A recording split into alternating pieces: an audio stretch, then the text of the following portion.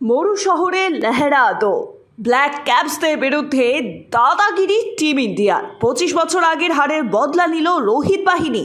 কাশ্মীর থেকে কন্যাকুমারী, দুবাই থেকে দিল্লি, সর্বত্রই যেন অকাল দীপাবলি পালন করলেন ভারতীয়রা। গোটা টুর্নামেন্টে নিজেদের আধিপত্য বজায় রেখে চ্যাম্পিয়নদের চ্যাম্পিয়ন হলো মেন ইন ব্লু। প্রায় এক যুগ পর চ্যাম্পিয়ন্স ট্রফির শিরোপা জিতল টিম ইন্ডিয়া। শেষবার 2013 সালে মহেন্দ্র সিং ধোনির নেতৃত্বে চ্যাম্পিয়ন্স ট্রফি জিতেছিল ভারত। প্রতিটি সিরিজ ভালো খেললেও আইসিসি টুর্নামেন্টে তেমন সাফল্য আসতো না ভারতের ঝুলিতে। তবে 9 মাসের ব্যবধানে back to back ICC tournament জিতে নিন্দুকদের মুখে ছাই ফেলে সেরার সেরা হলো রোহিত বাহিনী।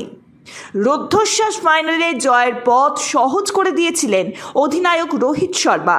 ফাইনালদের শেষে টিম ইন্ডিয়াকে জয় এনে দিলেন রাহুল জাডেজারা। টসে জিতে প্রথমে ব্যাটিংয়ের সিদ্ধান্ত নেন কিউই অধিনায়ক মিচেল স্যান্টনার। ব্যাট করতে নেমে শুরুটা ভালোই করেছিল নিউজিল্যান্ড, তবে বরুণ কুলদীপদের রহস্য ঘূর্ণিতে তাসের ঘরের মতো ভেঙে পড়ে কিউইরা। নির্ধারিত 50 ওভারে 7 উইকেট হারিয়ে 251 রান তোলে ব্ল্যাক ক্যাপসরা। জবাবে ব্যাট করতে নেমে ঝড় তোলেন রোহিত। 83 বলে 76 রান করেন তিনি। স্কোরবোর্ডে শুভমান গিল 31 রান, শ্রেয়াস আইয়ার 48 রান যোগ করেন। 49 ওভারে 6 উইকেট হারিয়ে 254 রানে জয়ের হাসি হাসল টিম ইন্ডিয়া। 6 বল বাকি থাকতেই 4 উইকেটে জয় পেল Bharat. Bureau report, sky news Bangla.